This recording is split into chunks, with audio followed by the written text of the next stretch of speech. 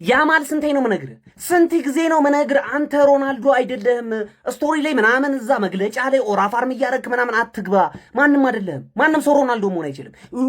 ምናምን በል ምንም አታመጣም። ሙሉ ቀን ስታጥፍ ትውላለህ። ምንም አንድ አገባ ባርሴሎና አይችልም። አችሉም። በቃ መከላከላችሁ ማን ደርሶ መልስ ቀይ ይወጣባችኋል። ሁለት ተጫዋች በሜዳችሁም ከሜዳችሁም ውጪ እንዴት በቃ አንተ አትችሉም። ማን አትችሉም። እንኳን ያለፈ አትሌቲኮ ማድሪድ ይችላል። ሃራምቦል ነግሬው ነበረ። ሰከንድ አፍ ላይ ሌቭል 8 ሃራምቦል ተጫወተባችሁ። ሌቭል 10 ቢሆን ኖሮ ጭራሽ ሁለታቻ ወይ ምናምን 3-2 ተሸንፋችሁ ነበር የምትወጡት። ያማል ሰው የሚነግረን ስማ። አይኖ በጣም የሚገርም ችሎታ ያለ ተጫዋች ነገር ሮናልዶ አይደለም። ከጨዋታ በፊት ዝም ብለህ አትለፍልፍ። ማንም ሰው ሮናልዶ መሆን አይችልም። እንዴ በቃ ዝም በል እንዴ።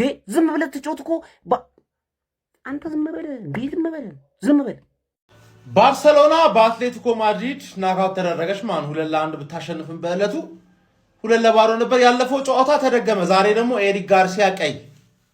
ማን እንደ ባርሳ አሳዛኝ ተሸናፊ አክቹሊ እንደ ባርሳ እንደ ለሚን የማል አሳዛኝ ተሸናፊ የለም። ማን አንቺ እንዳወራሽው ተጫውተሻል። ያወራሽው መተሽ ለመተግበር ሞክረሻል። አንቺ ምንም እንዳታዝኝ አባቴ። ሃንሲ ፍሊክ ነው ማዘን ያለበት እንዴ እመነኝ ነው ምልማ ነው። እንዴት ቀይ እንደምታገኙ ልንገር። ሃይላይን አለ። አንደኛው ተጫዋች ሃይላይናችሁን ቢት ያደርገዋል። ሊያገባው ሲል ተከላካዩ እንዳይገባ ሲል ፋውል ይሰራል። ክሊር ኤንድ ኦብቪየስ ጎል ስኮሪንግ ኦፖርቹኒቲ ቀይማ። ይሄ ከርስ ነው። ምክንያቱም የአራልሆልም ሲጨመር ከርስ ነው። በቃ ቻምፒየንስ ሊግ ኳርተር ፋይናል፣ ሰሚ ፋይናል ቀይ ካርድ ባርሴሎና ግድ ነው። ሬድ ኤፍሲ ሆነሻል አንቺ። ለምን ማሊያሽ ላይ ያለውን ሰማያዊ ላሽ ብለሽ ቀይ ብቻ አትለብሽም? እንደኛ ማንዬ ተረዳሽኝ አይደል? ኧረ እኔ በሳምንት 2 የመጫወት እኮ መረረኝ። እንጋጠም ምናምን ብለሽ ዝተሽብኛል። ደካማው ማድሪድ አስወጣሽ። ካፕ ቶርናመንት ከሆነ አትሌቲኮ ማድሪድ ናችሁ ማለት ለ3 ነጥብ ሲሆን ብቻ ነው የምትችይው። ገባሻ? ከኮፓ ዴልሬም ከቻምፒየንስ ሊግም ቅቅ ሲያደርግሽ ከባድ ነው ማለት ይበቃ። ከባድ ግን ተፋልሟል። የተፋለመው ለምን ሁሉንም ሞቅሞ ዛሬ ፔድሪ ራሱ እንደሌላ ጊዜ አልነበር። አሳዛኝ ተሸናፊ ነሽ። ከርስ ያለብሽ ከርሳም የስፔን ክለብ ማለት ነው። ወያላውን ታስወግድልኛለች ከሻምፒዮንስ ሊግ ብዬ ቀባል ተስፋ አድርጌ እቋጥረልሻለሁ። አንቺ ከሌላው ብሰሽ ትገኛለሽ። ትሻለሽ ስትበይ ማን ነው ሻም ወያላውን የሚያስቆምልኝ? ሻውን ቆይ ማን ነው? መታገል ለፍቻለሁ ምናምን ቀይ ካርድ ወጥቶብኝ በየጨዋታው ነው ቀይ ካርድ የሚወጣብኝ። ወይ አንደኛው ለምዘጠኝ ጨዋታ ይዘሽ አትገቢም። ምን አይነት ቲም ነሽ አንቺ? ደግሞ እንዳንቺ አይነት ደግሞ አይከላናቅም። መከላከል ምንም አይችል። አንድ ፈላለ ሌላው ዋቴ ነው። እናውቃለን እኮ አንድ ፈላ ብቻ ነው እግሩ የሚሰራው ላይ ያምላማል። በቃ ሌላው ዋቴ ነው እኮ እዛ እያየን እኮ ነው። አረ በጣም ነው በቃ አሁን ወያለውን ማን እንደሚያስቆምልኝ አላውቅም። በቃ ቻምፒዮንስ ሊግ ላይ ሌላ ስራ ጨመርሽብኝ አንቺ። ያው ባርሳ ይሄ የቀይ ካርድ ሱሱ ማለት ነው። የቀይ ካርድ ልክ እንደዚህ እንዲህ ከሱስ በላይ ነው የሆነበት ነው ማለት ገና እንጦሮጦስ ይከቷል። እንጦሮጦስ አንተ ተመልከቱ። በቀይ ይኸውልህ እዚህ ወጥቶበታል። እዚህ ጨዋታ ወጥቷል። በዚህ ወጥቷል። ይሄው ብዛቱ ማለት ነው። ይሄ ሃይላይን መጮት እንደዚህ ሪስክ ካለው ወይ ጎል እንዲገባባቸው መፍቀድ ነው ወይ ደግሞ ካልሆነ አላስፈላጊ ፋውል አለ መስራት ነው። ወይኔ በእናት እንዴ እኔ እንዴት ጓጉቼ እንደነበር ፈርስታፉ ኳሱ እንዴት አባቱ እንደሚያመር እኮ ገብቷል። ዶሚኔት አድርገውታል። በጣም እየሞከሩ ነው። ብዙ ጎል ያስቆጥራሉ ብዬ እየጠበቅኩኝ ነው። አልሆነም። ያማል ግን ይችላል። ያማል የምሬን ነው የምላችሁ ይችላል። እንዳወራሩ ግን በጣም በከባዱ ጠብቄው ነበረ። ኖርምዬ ነው ግን ከባርሳ ጋር የመገናኘት የዘመናት ምኞቴን ገደልን የከተተው ይሄ የቀይ ካርድ ሱስሽ ባርሳ አፈራባሽ ባርሳ። ወይኔ እግር ኳስ የቡድን ጨዋታ ነው እንጂ ዛሬ ላሚን ያማል ያልፍ ነበር። ገና ፈርስት ሃፍ ነበር የሚያልፈው ማለት ነው። ጨዋታው ገና ሲጀምር በ40 ሰከንድ ውስጥ የሚገርም የመጀመሪያውን ኳስ ሲነካ የሚያስደነግጥ ሙከራ ነበር ያደረገው ማለት ነው። ከዛ በኋላ ገና በ4 ደቂቃ ቆንጅዬ ጎል ራሱ ፕሬስ አድርጎ ተጭኖ ተቀብሎ ኳሱን አሲስት ተደርጎለት ቆንጅዬ ጎል አስቆጥሮ ግን እንዲመራ አደረገው። ከዛስ ስንት ኳስ ነበር የሰጣቸው? በስማ ትሪቤሎን ጣል ያደርገዋል። እዛ ጋር ስንት ኳስ ነበር አሲስት ያደርገው? የኦልሞ ኳስ ራሱ ስንት ኳስ ማለት ግን አልተመጣጠኑ። እሱ አሲስት የሚያደርግላቸው ሰዎችና የሱ ግራ አልተመጣጠኑም ጭራሽ። በጣም ነው ያሳዘነችኝ። ጀለስ ለጀለስ ሲባል ቢያልፉላ ደስ ይለኝ ነበር። አምናም ያን የመሰለ ፐርፎርማንስ እና ኢንተር ላይ ምናምን አሳይቶን ባርሴሎና ወደቀ ማለት ነው። አዝናለሁ ባርሴሎና ደጋፊዎች። አትሌቲኮ ዲያጎ ሲሞኒ ዋንጫውን ቢያመጣው ሁሉ በጣም ነው ደስ የሚለኝ። ይመቻችሁ። ጭራሽ ማለት ነው ጭራሽ ማለፍ ያልነበረበት ቲም ያለፈው አትሌቲኮ። እግዚአብሔርን አንተ ባርሳ እኔ በቃ የቻሉትን አድርገዋል። አሁን ማንም ጀጅ ማድረግ አይቻልም። የቻሉትን በሙሉ አድርገዋል። ያማል ብቻውን በቃ የሆነ ምን አይነት ምታጠኛ ተጫዋቹ ግን በቃ አንዳንዴ እግር ኳስ እግዚአብሔርን ሲስቱት እንደዚህ አንተ ለሜሲ የተፈቀደ ነገር ብቻ እኮ ነበር እንዲህ ያዞረ ይሰጣችኋል። እኔ ወይኔ እግዚአብሔርን ጭራሽ አሁን አርሰናልን ያስጥሏል። አሁን በአርሰናል ከወደቀ ይሄን ይብላ አትሌቲኮ እግዚአብሔርን ባርሳ ቢያንስ ሄዶ አርሰናል የማስጣል ቻንስ በጣም ሰፊ ነበር።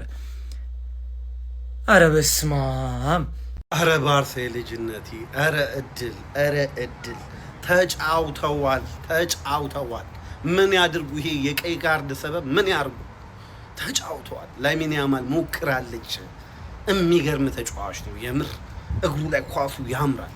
ነገር ግን በቃ እግር ኳስ አንዳንዴ እድል ያስፈልጋል። እድል ደግሞ ከአትሌቲኮ ማድሪድ ጋር ነበረች። ሞክረዋል ባርሳዎች። እኛንን እንጂ መጽናኛ ያጣ ነው። የሊቨርፑልና የባርሳ ደጋፊ ሆነን ነው እንጂ መጽናኛ ያጣ ነው። የሚገርም ጨዋታ ነው። የምሬን ነው የምላችሁ። እኔ እንዲሁም የሊቨርፑል ጨዋታ ሳይመስጠኝ ቀርቶ ሳይ ነበር የባርሳ። የምሬን ነው የምላችሁ። እኔ አስጠልቶኝ የሊቨርፑል ጨዋታ ማለት ነው።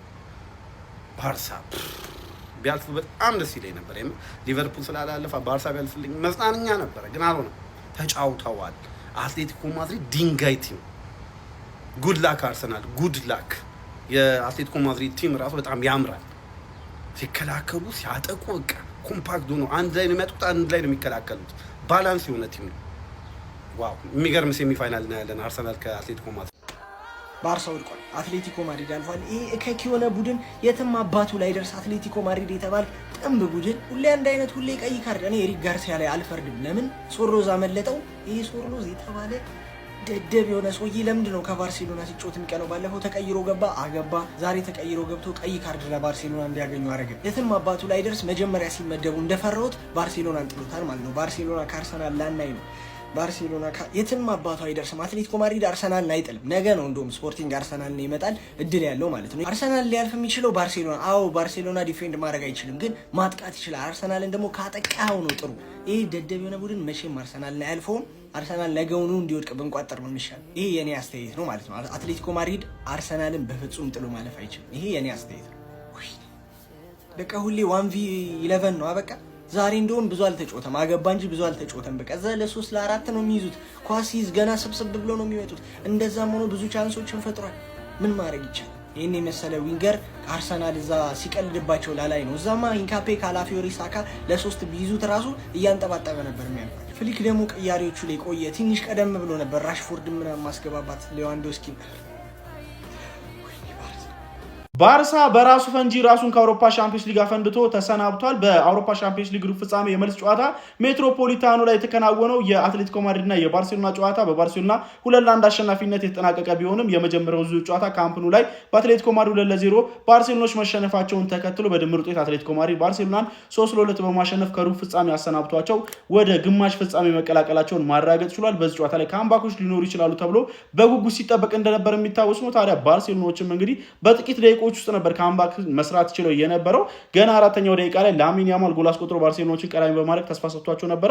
ከዛ በኋላ 4ኛው ደቂቃ ላይ ፈራን ቶሬዝ ሌላ ጎል አስቆጥሮ ካምባክ አጠናቀው 2-2 በድምር ውጤት ጨዋታው ሆኖ ነበረ። ነገር ግን በአንድ የካውንተር አታክ አጋጣሚ የባርሴሎናን ሃይላይን በመጠቀም አትሌቲኮ ማድሪዶች ባዴሞላ ሉክማን አማካይነት ከሎሬንቴ የተሻገረለትን ኳስ በግሩም ሁኔታ 31ኛው ደቂቃ ላይ አስቆጥሮ ጨዋታው 2-1 መጥቶ በድምር ውጤት በአትሌቲኮ ማድሪድ 3-2 መሪነት ሲቀጥል ነበረ ማለት ነው። ታዲያ በዚህ ጨዋታ ላይ ባርሴሎናዎች የተቻላቸውን አቅም ቢጥሩም ነገር ግን አትሌቲኮ ማድሪዶች በመከላከሉ ረገድ አይቀመስ የነበሩ ግብ ጠባቂያቸው ሙሶ ደግሞ ግራሚ ሆኑ ኳሶችን ነበረ ሲያመክንባቸው የነበረው። ከዛ በተጨማሪም እንግዲህ የካውንተር አጋጣሚዎችን ለመጠቀም ሲሞክሩ ተመልክተናቸው ነበረ። ታዲያ በዚህም እንግዲህ የመጨረሻ ሰው ላይ 80ኛው ደቂቃ ላይ ጋርሻ ጥፋት በመስራቱ ምክንያት በቀይ ካርድ ከሜዳ ተሰናብቷል።